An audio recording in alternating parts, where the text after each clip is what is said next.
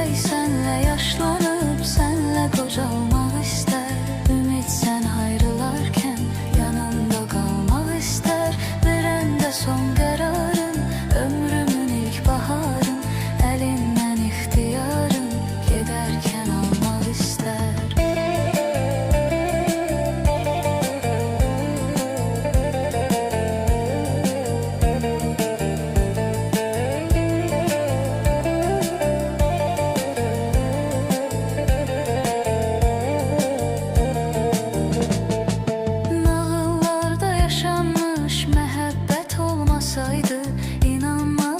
Əzizim, həqiqət olmasaydı, rəvadırmı olanlar və sağlığımda qalanlar, çoxalmazdı yalanlar, zərurət olmasaydı.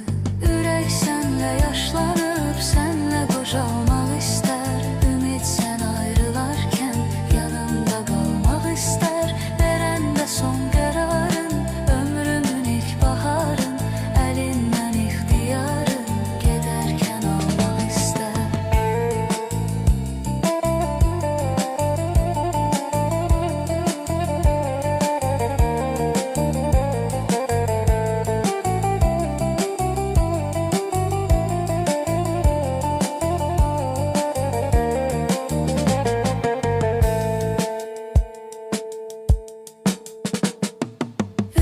Sənlə yaşlanıb, sənlə qocalmaq istər. Ümid sən ayrılarkən yanında qalmaq